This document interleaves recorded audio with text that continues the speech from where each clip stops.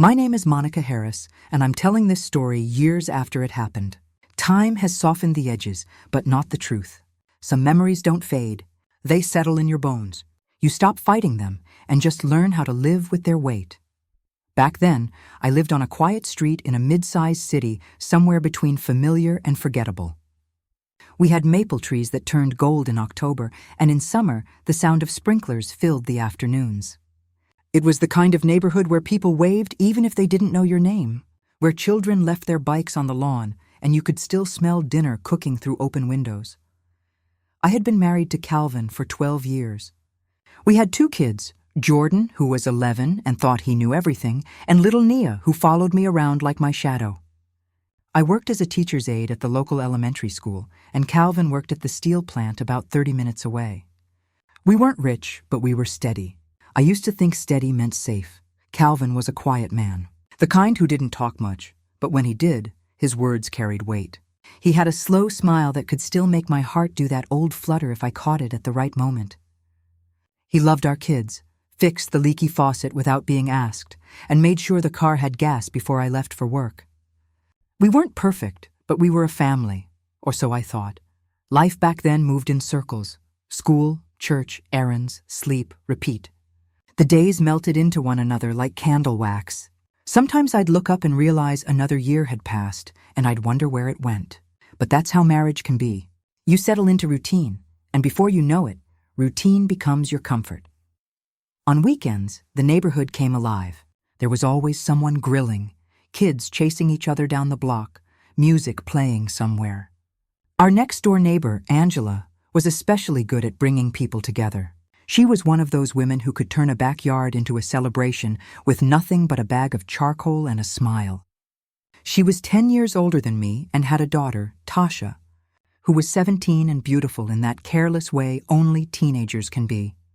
Long braids, bright laugh, eyes full of mischief. Tasha used to babysit Nia sometimes, and I remember thinking how sweet she was. She'd braid Nia's hair, paint her nails, and tell her stories about what high school was like. I used to tell Calvin, "That girl's got a good heart," and he'd nod and say, "Yeah, Angela raised her right. Funny. The things we say before we know better." In those days, I was proud of what we'd built. It wasn't fancy, but it was ours. We'd bought the house together, saved every penny for it. I still remember the day we got the keys, how Calvin lifted me up and spun me around in the empty living room. We didn't have furniture yet, but it felt like the world belonged to us. Years later, that same living room would hold silences thick enough to choke on. But not yet, not then. Back then, it was filled with laughter, TV shows, and the smell of dinner. There were moments when I sensed something missing, little gaps I couldn't name. Calvin worked overtime a lot. He said the plant needed him, that there were bonuses for double shifts. Sometimes he'd come home smelling faintly of cologne I didn't recognize. But I told myself I was imagining it. I wasn't the jealous type. He was a good man, a provider. We were tired, that was all. Life does that, wears you down in small, invisible ways. I remember one Sunday in early summer, Angela invited us over for a barbecue. The yard was full, music playing, kids running, the smell of ribs and corn on the grill. Tasha floated around like sunshine, handing out plates, laughing with everyone. Calvin helped Angela set up the canopy, and I caught a glimpse of them talking. He was smiling, relaxed, the way he used to be when we were younger. I felt a tiny pang in my chest. Not jealousy exactly, just a reminder of something distant. I wanted that lightness again. But the thought passed. I went back to helping Nia with her food, telling myself it was nothing.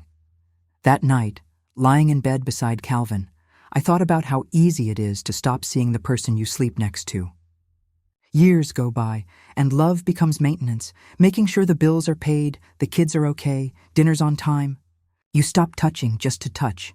You stop talking about dreams because you're too busy surviving the day. Sometimes I wonder if that's when we started to lose each other, not in betrayal, but in neglect.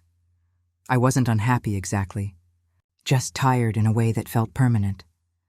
Then one evening, I found one of Calvin's shirts in the laundry with lipstick on the collar. A faint shade of coral, not mine. My hands froze in the soapy water. I remember staring at it, telling myself it was probably from work, Some coworker's accident, maybe a hug. I rinsed it, scrubbed it, folded it, and said nothing. Denial is soft at first, like a blanket you pull tighter when you're cold. A week later, I caught the scent of perfume on his jacket, sweet and too young. Again, I said nothing. I had grown up watching women in my family hold their tongues, believing silence was strength. That if you just stayed calm, things would work themselves out. But silence is also a kind of surrender. I started watching him without meaning to. The way he checked his phone. The way he smiled when certain messages came in. The slight shift in his energy when he thought no one was looking. Still, I didn't confront him. Maybe I was afraid of what I'd find. Maybe I didn't want to lose the version of my life I'd built in my head. So I kept going. Work, kids, church, home. I laughed when I needed to, prayed when I could, and told myself we were fine. One night, as I tucked Nia into bed, she asked, "Mommy, why does Daddy look sad all the time?" I smiled, smoothed her hair, and said, "He's just tired. Baby." But even as I said it, I wondered if maybe sadness had started to live between us. Invisible, but present in every small silence. Looking back now, I can see it all so clearly, the signs, the distance, the tiny cracks forming in what I thought was solid ground. But at the time I didn't want clarity. I wanted peace. And sometimes wanting peace is what keeps you from finding truth. The older I get, the more I think of those years as a kind of gentle fog. Nothing dramatic, nothing loud, just a slow dimming of light that you don't notice until the room is nearly dark. Calvin and I had stopped dreaming aloud. We still moved in step, but it was like dancing without music. The rhythm was there. Yet the joy had gone missing somewhere along the way. Sometimes I'd sit on the porch after dinner, listening to the cicadas and watching the lights flicker on in the neighbors' windows. Families laughing, TV sounds drifting out, someone's radio playing old R&B. I'd tell myself we were all the same, just folks trying to hold life together. But deep down, I felt something hollow, a quiet that wasn't peace. Calvin worked a rotating shift. One week he'd leave before sunrise, the next he'd come home long after the kids were asleep. When he was home, he'd eat, watch the game, and fall asleep on the couch with the remote still in his hand. I used to cover him with a blanket and whisper, "Good night." He never stirred. There were moments, though, when I caught flashes of the man I'd fallen in love with. Like the night our power went out during a storm and we sat in the dark telling stories to the kids by candlelight. Calvin did this funny voice that had Nia in tears from laughing. I remember thinking, there he is. He's still in there somewhere. But morning always came, and with it, the distance again. My mother used to say that marriage is like a house. You don't notice the cracks until rain starts to come in. I used to smile at that, thinking she was being dramatic. Now I know she was just telling me the truth, in a way she hoped I'd remember later. Angela, our neighbor, was a big part of our world then. She'd stop by with sweet tea or a pie she'd baked, just because. She'd been divorced for years but never lost her spark.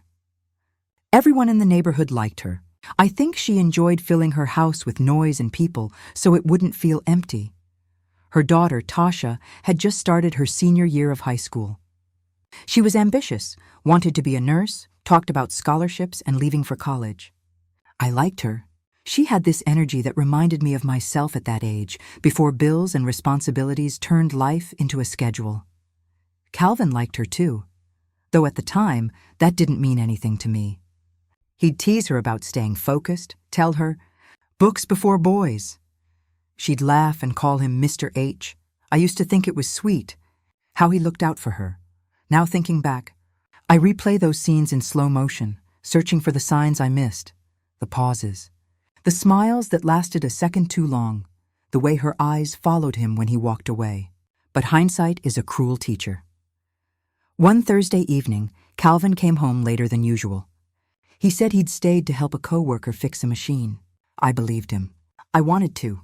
I made dinner, reheated his plate, and sat with him while he ate. He barely looked up, just chewed and nodded. "Kids okay?" he asked. "They're fine," I said. Silence settled between us. I tried to fill it.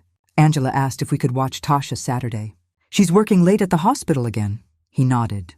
"Yeah, that's fine. It was an ordinary exchange. So ordinary it hurts now to remember. Saturday came. Tasha arrived around 5, all smiles, holding a bag of board games for Nia. I made popcorn and left them to play while I folded laundry. Calvin was fixing something in the garage. At least that's what I thought. When I went out later to ask him to take out the trash, the garage was empty. The back gate was open. I didn't think much of it then. Maybe he'd gone to the store. Maybe he'd taken out the recycling. I remember humming as I went back inside. The thought that something was wrong never even brushed against me. That night, after Tasha went home and the kids were in bed, Calvin came in, smelling faintly of cologne again. He said he'd run to the gas station. I told him Angela had called to say thanks. He smiled, kissed my forehead, and said, "She's a good neighbor." I looked up at him and tried to read his eyes. But love makes you blind in the gentlest ways. It tells you that trust is proof of goodness, not just habit.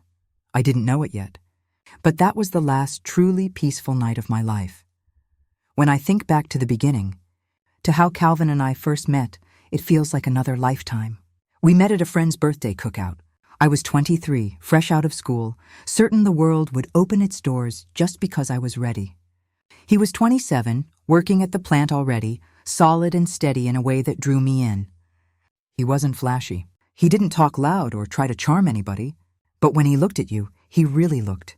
It was that steadiness that got me. I remember we danced to an old Frankie Beverly song, the grass soft under our shoes, the sun dipping behind the trees. I didn't know then that a single dance could turn into a whole life. He called me the next day. We talked for hours about nothing, music, food, dreams that sounded so simple then. A year later, we were married in a small church with white fans fluttering in the pews. My mama cried, and I thought her tears were joy. Maybe some were warning. Our first apartment was tiny, with peeling paint and a leaky faucet that kept dripping no matter how many times he tightened it. We didn't care. We ate noodles on the floor and promised each other that one day we'd have a house with a yard. When Jordan was born, we were broke but happy. I can still see Calvin standing in that hospital room, holding that tiny baby like he was holding the whole universe. For a while, everything felt like grace. Then came bills, work, the tiredness that seeps in when you're just trying to keep things afloat. We stopped dancing. We stopped talking about dreams. Every conversation became about money, groceries, or the kids' schedules. The love didn't vanish. It just got buried under the weight of living. By the time Nia came along, we were deep into routine. We loved our children fiercely, but sometimes I'd watch Calvin sitting on the couch, staring at the TV, and wonder what he was thinking. When I asked, he'd just shrug and say, "Nothing much." I used to believe that meant peace. Now I know it meant distance. Angela and I grew closer over those years. We'd have coffee in her kitchen and talk about everything from recipes to regret. She'd been married once, to a man who left without warning. I used to feel sorry for her. "You're lucky, Monica," she told me once. "You got a man who stays," I smiled. "Yeah," I said. "He stays." It's strange how that same sentence can sound like a blessing one year and a burden the next. The summer before everything happened, I turned 36. The kids threw me a surprise party with Angela's help. Calvin bought me a gold bracelet. He said, "To match that smile I fell in love with." I laughed, thanked him, and later that night, while washing the dishes, I realized I couldn't remember the last time he'd said something like that. It felt rehearsed, as if he was trying to remember what a husband was supposed to say. Still, I wore that bracelet every day. Habit can look a lot like devotion. The first real crack appeared one Sunday morning. Calvin was getting ready for work, even though it was supposed to be his day off. "You said you'd take Jordan to practice," I reminded him. He avoided my eyes. "They called me in overtime." I nodded, but something inside me tightened. Later that day, Jordan's coach told me Calvin had missed the last 3 practices. When I asked Calvin about it, he said, "They must have mixed up the schedule." His voice was calm, too calm, and I let it go. That night, after everyone was asleep, I sat at the kitchen table staring at that bracelet on my wrist. The gold gleamed in the dim light, but it felt heavy. That was when the thought first crossed my mind, the one I tried to bury. What if he's not just tired? What if he's somewhere else? I pushed it away, cleaned the counters, packed the kids' lunches, and went to bed beside him as if nothing had changed. But something had. I still remember that Tuesday morning like it happened last week. The sky was low and gray, one of those slow-moving southern days when even the wind sounds tired. The kids were gone to school, the house smelled faintly of coffee and toast, and I was standing by the sink, trying to decide whether to tackle laundry or sit for a minute before work. Nothing about that day looked special. Calvin had left before sunrise, the way he often did when he said he had an early shift. He'd kissed my forehead on his way out, murmuring, "Love you, Mo." His voice had that distant hum in it, the one I'd been pretending not to hear for weeks. Around noon, I remembered Angela's casserole dish sitting on the counter. She'd loaned it to me for Sunday dinner. I figured I'd walk it over before heading to the store. The street was quiet. Someone's wind chime clinked softly against the humid air. Angela wasn't home, but her front gate was open. From the back came faint music, something poppy and light. I thought she must have left the radio on, so I stepped through the gate to shut it off. Then I froze. Calvin's old blue pickup was parked half in the alley behind her house. I knew every dent on that truck. My first thought was confusion. Maybe he was fixing something for her. Maybe he'd left work early. None of it felt strange until I saw another pair of shoes tossed carelessly near the porch steps. Small shoes. I took one more step, quiet, careful. Through the half-open screen door, I saw them. Tasha stood with her back to me, laughing about something I couldn't hear. Calvin was facing her, close enough that the air between them seemed to disappear. His hand brushed a strand of hair from her face, slow and familiar. It wasn't the gesture itself that broke me. It was the look on his face, the softness, the ease, the version of him I hadn't seen in years. For a second, everything inside me went silent. No heartbeat, no breath, just a stillness so heavy it felt like the world stopped. Then, like a wave, the sound rushed back. Music, laughter, the creak of the porch. I turned before they could see me. My hands were trembling so hard the dish nearly slipped. I don't remember how I got home. Maybe I walked fast, maybe I ran. All I know is that when I closed my own front door, I leaned against it and felt the weight of every year we'd spent together pressing down on me. I didn't cry. Not yet. Instead, I cleaned. That's what I do when I can't think. I scrub. The kitchen counters gleamed by the time the kids came home. That evening, Calvin walked in at his usual time. He kissed my cheek, asked about dinner, told Jordan to turn down the TV. Everything normal. Everything wrong. I studied him while he talked. How calm he looked, how practiced. When he reached for his glass of water, I noticed a small smudge on his wrist, a streak of lipstick the same coral shade I'd found on his shirt weeks before. He didn't see me notice. I just nodded at the right places, laughed when he joked. The performance hurt, but I wasn't ready for truth. Not yet. That night, while he snored beside me, I stared at the ceiling and tried to find the moment our life had tilted. When had I stopped being someone he looked at the way he'd looked at her? Over the next few days, I moved through everything like a ghost. Work, chores, meals. It all happened in slow motion. Each time he left for work, a part of me wanted to follow, to prove what I already knew. But another part whispered, if you see it again, you can't unsee it. Then, that Friday, I couldn't hold it in any longer. After the kids went to bed, I sat at the kitchen table and waited for him to come home. He walked in around 10, smelling faintly of aftershave and the outside air. "We need to talk," I said. He hesitated, then sat down across from me. "What's going on?" I looked straight at him. "I saw you at Angela's on Tuesday." His face didn't move for a full second, then his jaw tightened. "Angela's? What were you doing there?" "Returning her dish," I said. "But that's not the question, Calvin." "What were you doing there with Tasha?" He let out a slow breath. "You've got it wrong, Mo. She asked me to help fix a shelf. You know Angela's always needing something done." I nodded slowly. "A shelf. That why your hand was on her face?" He blinked. For the first time in years, he didn't have words ready. Then he said quietly, "You think I'd do something like that?" I didn't answer. The silence stretched until it felt like another presence sitting between us. Finally, he stood, pushed his chair back. "I'm tired," he said. "We'll talk tomorrow." He went to bed. I sat there long after he was asleep, staring at the faint ring his glass had left on the table. That's when the first tear came. just one. Not for what he'd done, but for the years I'd spent believing we were unbreakable. I didn't sleep that night. The house was quiet except for the hum of the refrigerator and the rain starting to tap the windows. Calvin's breathing beside me was slow and even, and for a moment I hated how peaceful he looked. I lay there counting the drops against the glass until the gray of morning crept through the curtains. When the alarm went off, I moved through the motions automatically. Breakfast, school bags, a kiss on each child's forehead. Calvin left early again, muttering something about a long shift. The moment the door closed behind him, I sat at the kitchen table and stared at the spot where he'd sat the night before. The coffee went cold in my hands. For years, that table had been the center of our home. Birthdays, homework, bills, laughter. Now it felt like evidence. I kept replaying his words in my head, searching them for the smallest crack of truth. A shelf, he'd said. But the picture in my mind didn't look like repairs. It looked like connection. By the third day, the silence between us had grown thick enough to choke on. He still came home, still asked about the kids, still kissed my cheek, but everything sounded rehearsed, like dialogue in a bad play. I caught him checking his phone in the hallway, stepping outside to take calls. I pretended not to notice.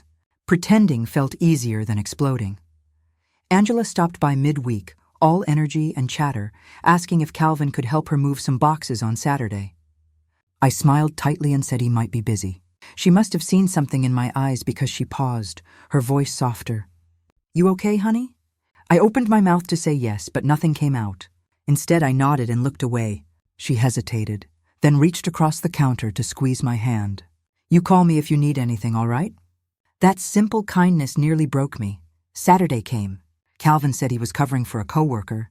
I told him to be safe, my voice even. After he left, I packed the kids into the car and drove aimlessly, past the park, the church, the diner where we used to eat pancakes on Sundays. Everywhere I looked, pieces of our life stared back like ghosts. At a red light, Nia asked from the back seat, "Mommy, are you sad?" I caught her eyes in the mirror and forced a smile. "Just tired, baby. Mommy's just tired."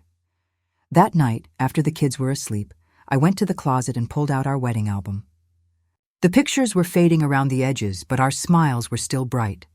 There was one of us cutting the cake, another of him whispering something that made me laugh. I ran my fingers over the image and tried to remember that woman. She looked like me, but lighter.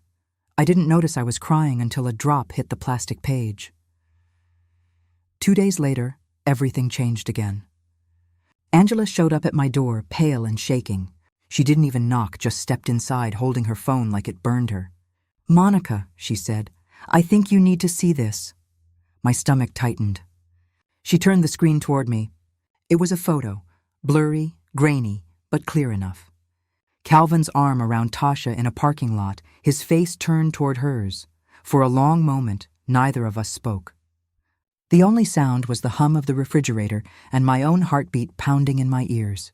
Angela's voice finally broke the silence. She told me she was at study group. I didn't know, Monica." "I swear I didn't know." I nodded, still staring at the picture. I wanted to scream, to throw something, but the tears came instead, quiet and endless. Angela stayed for a while, trying to comfort me, but there isn't comfort for that kind of wound.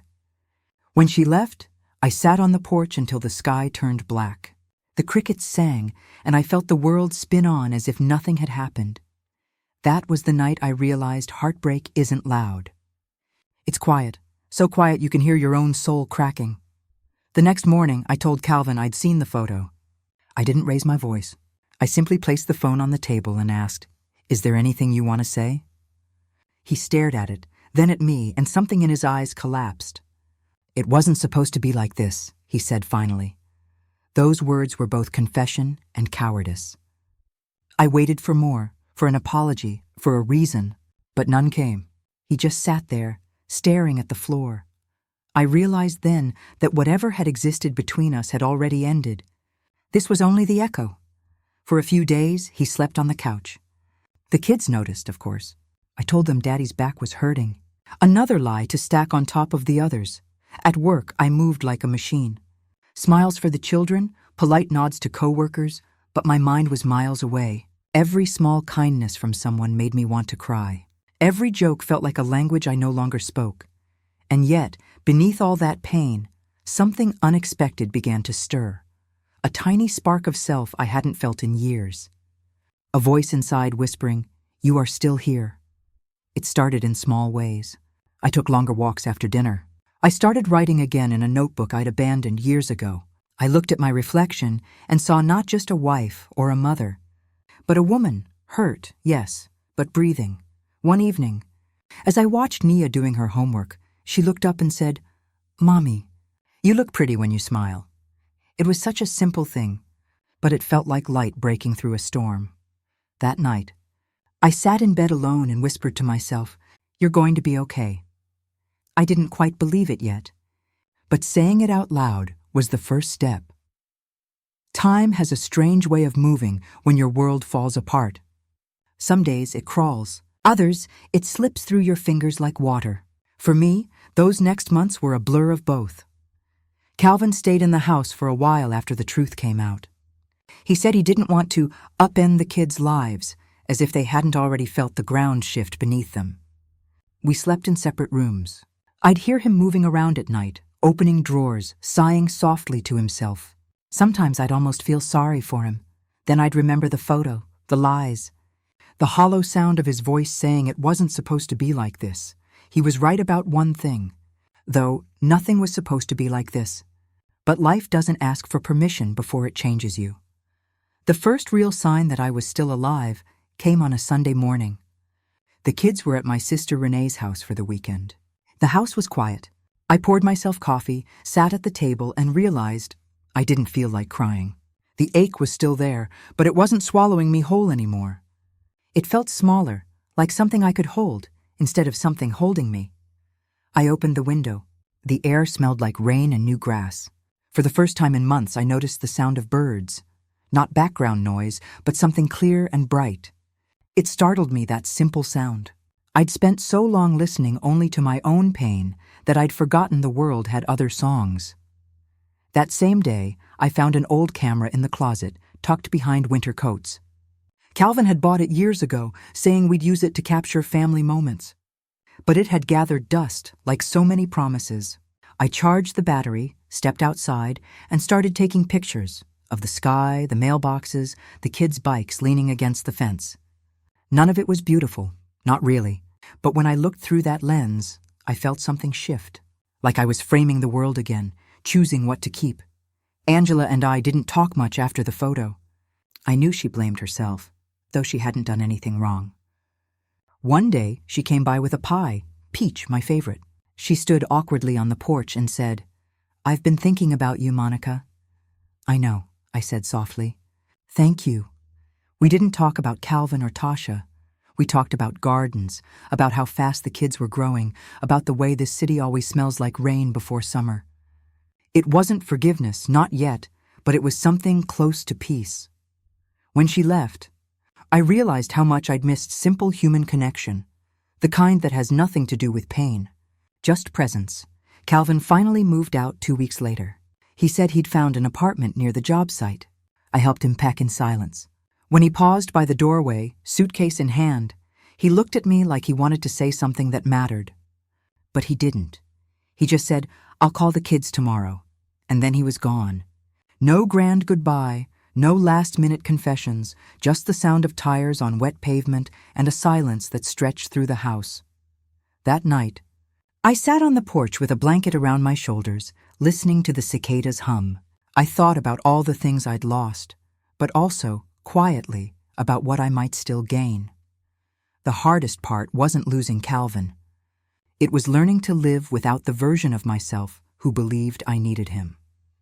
I started therapy. "That was Renee's idea," she said. "You've been holding it all in, Mo. Let someone help you carry it for a while." The first few sessions, I barely spoke. The therapist, Dr. Daniels, a calm woman with kind eyes, didn't push. She just sat with me in the silence until one day the words poured out like floodwater. I told her everything. The marriage, the betrayal, the loneliness that had started long before Tasha ever entered the picture. When I finished, she said something that stuck with me. Sometimes the shattering isn't the end.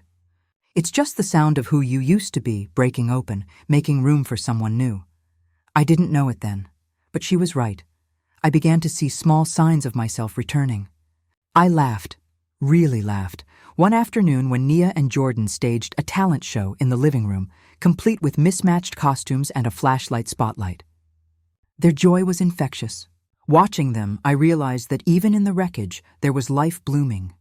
Children have a way of pulling you back to the present when your heart wants to stay stuck in the past. Work became my anchor. I threw myself into it, not to escape, but to rebuild. I started volunteering for after-school programs, helping other women find resources for childcare and job training. Seeing their strength reminded me of my own. One evening, a woman named Denise, a young mother new to the program, said, "You've got this calm about you. Like you've seen storms and learned how to dance in the rain?" I smiled at that. It didn't feel true yet, but maybe she saw something I couldn't. Around that time, news spread that Tasha had left town. Angela mentioned it casually one afternoon. She got a scholarship up north. Said she needed a fresh start. I didn't say anything, but inside, I felt a quiet relief. Not revenge, not satisfaction, just space. The world felt wider without the constant reminder of what had been taken. Calvin, though, was still a ghost that hovered in small ways. His voice on the phone with the kids, his name on the mailbox, the occasional text asking if I needed anything. At first, I didn't respond. Then one day I did, just a simple, "We're fine, thank you." It was strange, how polite distance could feel like power. Months passed, seasons turned, and then, one autumn morning, I woke up and realized I hadn't thought about him at all the day before, not once. The pain had dulled to something faint, like an old scar that only hurts when it rains. That's when I knew I was finally free. But life, as it often does, wasn't done with me yet. Because the story I'd been living wasn't just about betrayal, it was about discovery. And the truth waiting ahead would be deeper, darker, and far more tangled than I ever expected. It started with a letter. A plain white envelope slipped under my door one chilly evening in late October. No return address, just my name written in shaky handwriting. I almost tossed it aside, assuming it was another neighborhood notice. But something made me open it. Inside was a single sheet of paper, folded twice. The note read, "There are things you don't know about Calvin. Things that started long before Tasha." That was it. No signature, no explanation. I stared at it for a long time, my hands trembling. A part of me wanted to ignore it, to protect the fragile peace I'd built. But another part, the part that still needed answers, couldn't let it go. The next day, I called Renee. "You ever get the feeling the past isn't done with you?" I asked. She sighed. "Oh, honey, the past's like bad paint. You can cover it up, but it always finds a way to bleed through." That night, I found myself standing by the window, holding that letter, staring out into the quiet street. The wind had picked up, rustling the trees. Somewhere in the distance, a dog barked, and I thought, maybe this isn't the end after all. Maybe it's just the middle.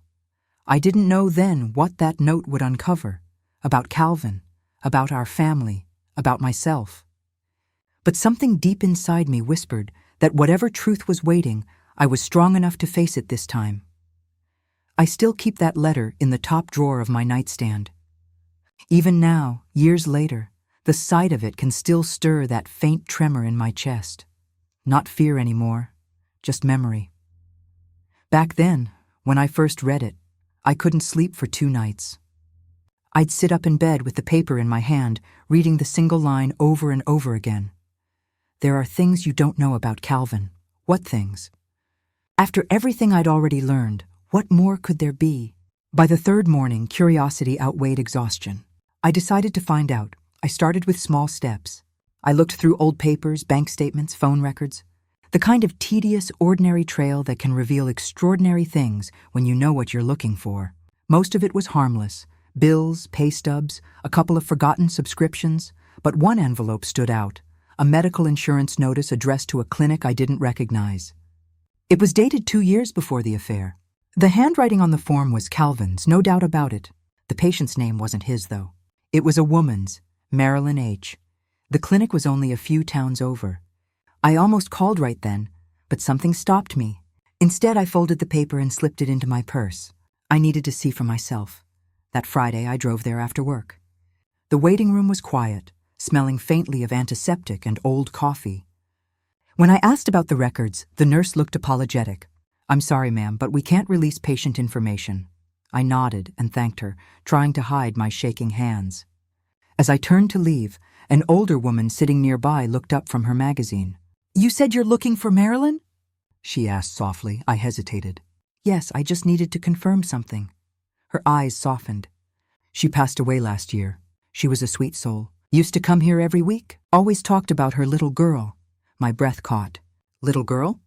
The woman nodded. "A real angel, maybe 10 or 11 now."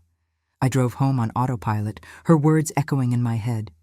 A little girl, Calvin's clinic payments, the timing. The pieces started to form a picture I didn't want to see.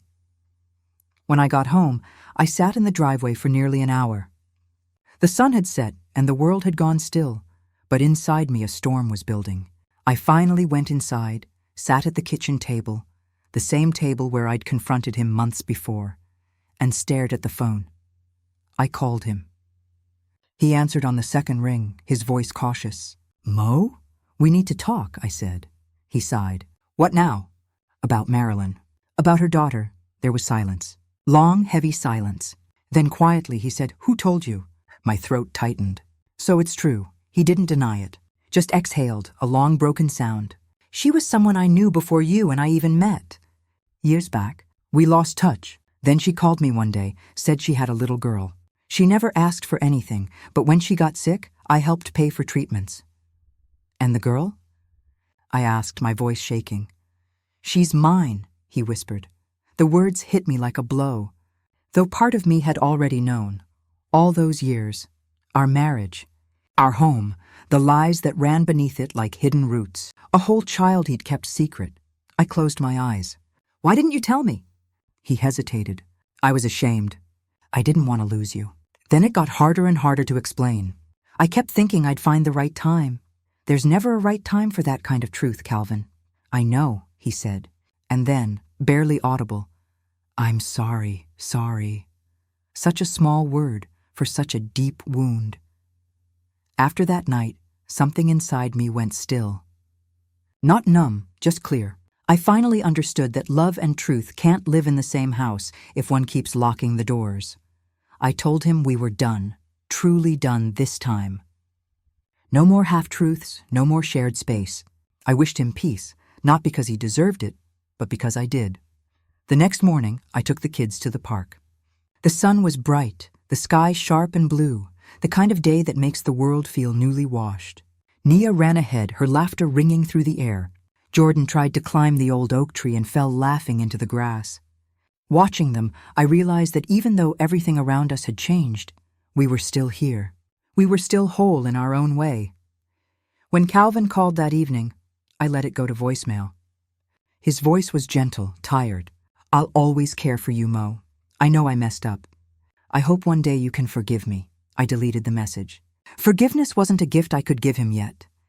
Maybe someday, but not then. Time moved forward. The seasons rolled by, slow and merciful. The kids grew taller. I found a new rhythm, a new peace. I even started teaching a photography class at the community center. A small thing, but it filled me with quiet pride. And then, one afternoon, while sorting old files, I found that letter again. The one that had started the final unraveling. I never did learn who sent it. Maybe it was someone from his past. Maybe even Marilyn herself before she passed. It didn't matter anymore. I burned it in the fireplace that night, watching the paper curl and turn to ash. As it burned, I whispered, "Thank you, not for the pain, but for the truth." Because the truth, as heavy as it had been, had set me free. Years later, now as I sit here telling this story, I can see it all clearly. The girl I was, the woman I became, I can even speak Calvin's name without bitterness. I hope he's found peace. I hope that little girl, wherever she is, knows she was loved by both her parents in their own broken ways. I've learned that healing isn't a straight line. It's circles, Seasons that come and go until one day you wake up and realize the hurt has turned into wisdom. People sometimes ask me if I ever fell in love again. The answer is yes, but not with a person. I fell in love with myself, with mornings that smell like coffee, with laughter that doesn't hurt, with the sound of my children's voices. I still walk past that old house sometimes. The porch sags a little more each year. The paint peels, but the magnolia tree still blooms every spring. It reminds me that beauty doesn't disappear. It just finds new ways to show itself. If you've listened this far, thank you. Maybe you saw a piece of your own story in mine. Maybe you're standing in the middle of your own storm right now, wondering if it will ever end. It will. It may not look the same when the clouds clear, but you'll still be standing, maybe stronger, maybe softer, but still you. And if you've got a story of your own, something you've lived, something you've survived, send it to me. I'd love to tell it next time, because stories like ours deserve to be heard. They remind the world and ourselves that even after the breaking, we can still choose to bloom.